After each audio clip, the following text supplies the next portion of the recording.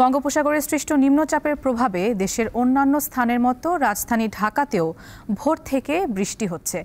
ভোরের দিকে বৃষ্টির সাথে দমকা হাওয়া থাকলেও এখন তা কমেছে, তবে থেমে থেমে বৃষ্টি হচ্ছে। টানা বৃষ্টির ফলে রাজধানীর বিভিন্ন স্থানে সড়কে পানি জমে যায়, সৃষ্টি হয় যানজট। এতে ভোগান্তিতে পড়েন অফিসগামী মানুষ ও স্কুল কলেজগামী শিক্ষার্থী ও তাদের অভিভাবকরা। অনেকেই গন্তব্যে পৌঁছান নির্দিষ্ট সময়ের অনেক পরে।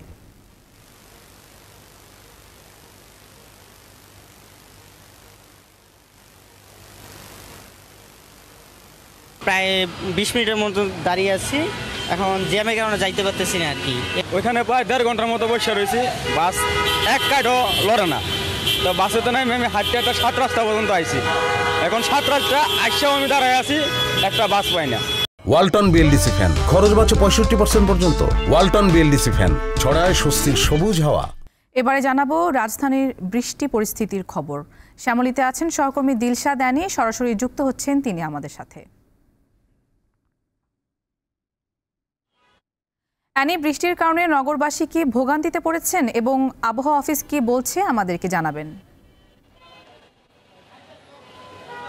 রাহানুম, আপনি যেটা বলেছিলেন যে বৃষ্টি বঙ্গোপসাগরের যে সৃষ্ট লঘুচাপ, সেই লঘুচাপটি পরিণত হয়েছে নিম্নচাপে। আর নিম্নচাপের প্রভাবেই গতকাল থেকেই সারা দেশে বৃষ্টি হচ্ছে, রাজধানী ঢাকা সহ। আজ সকাল থেকে বৃষ্টি শুরু হয়েছে এবং বৃষ্টির পরিমাণ অনেক বেশি বলে জানিয়েছে আবহাওয়া অফিস। আর আগামী 2 দিন, আজ এবং আগামীকাল পর্যন্ত ভারী বৃষ্টিপাত হওয়ার সম্ভাবনাও রয়েছে। সেই সাথে বৃষ্টির সাথে বাতাস, তীব্র বেগে বাতাস থাকার কথাও বলেছেন আবহাওয়াবিদ। আর ভোগান্তির যে বিষয়টা জানাতে চাই, রাজধানী ঢাকাতে একটু বৃষ্টি হলেই আমরা দেখি বিভিন্ন জায়গায় জলাবদ্ধতার সৃষ্টি হয়, সেই সাথে তৈরি হয় তীব্র যানজটের। তো আজকেও তার কোনো ব্যতিক্রম ঘটেনি। সকাল থেকে এখন পর্যন্ত রাজধানীর বিভিন্ন স্থানেই ঘুরে দেখেছি।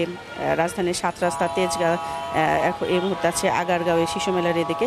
তো এই সব এলাকায় আমরা যেটি দেখতে পেয়েছি যে বেশিরভাগ মানুষ, বিশেষ করে যারা স্কুল কলেজগামী যারা আছেন, কর্মজীবী যারা আছেন, যারা অফিস যাচ্ছেন, সকালবেলায় তাদের ছুটতে হচ্ছে অফিসে, তারা কিন্তু ভোগান্তির শিকার হয়েছেন। এবং তারা আমাদেরকে বলেছেন যে অনেকেই যে নির্দিষ্ট গন্তব্যে যাবেন, সেই গন্তব্যে যাওয়ার জন্য কোনো যানবাহন পাচ্ছেন না।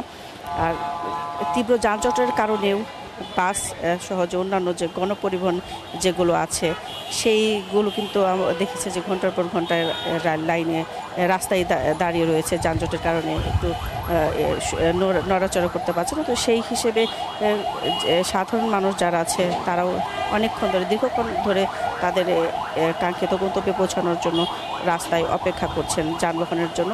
আর স্কুল কলেজগামী স্টুডেন্ট যারা বলছেন, যারা অনেকেই আছেন ঢাকার আশপাশ থেকেও ঢাকায় যারা আছেন, কলেজে পড়েন বা বিভিন্ন শিক্ষা প্রতিষ্ঠানে আছেন, তারা পড়ালেখা করেন, তারাও ভোগান্তির শিকার হয়েছেন বলে আমার জানিয়েছেন। আর আবহাওয়া অফিসের আবহাওয়াবিদের সাথে আমরা কথা বলছি। আবহাওয়া অফিস থেকে যেটি জানানো হয়েছে, সাধারণত উনি যে আমাদের আবহাওয়াবিদ যিনি কিছুক্ষণ আগে ব্রিফিং করেছেন, সেখানে জানিয়েছেন যে রংপুর ছাড়া মূলত সারা দেশেই বৃষ্টি হচ্ছে।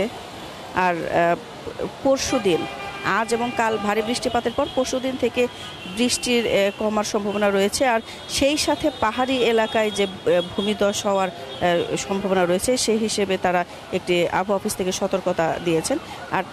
আর আজকাল নিম্নচাপ থেকে আজকে যে নিম্নচাপটি রয়েছে, সেই নিম্নচাপটি আবহাওয়া অফিস থেকে বলা হয়েছে এই নিম্নচাপটি গভীর নিম্নচাপে পরিণত হবে এবং বিকেল থেকে এই নিম্নচাপটি অগ্রসর হবে যশোর হয়ে ঢাকা বরিশালের এক অংশ অতিক্রম করবে এবং মূলত যশোর হয়ে নিম্নচাপটি রাজশাহীর দিকে অগ্রসর হয়ে যাবে। তো এই ছিল এখানকার সবশেষ তথ্য।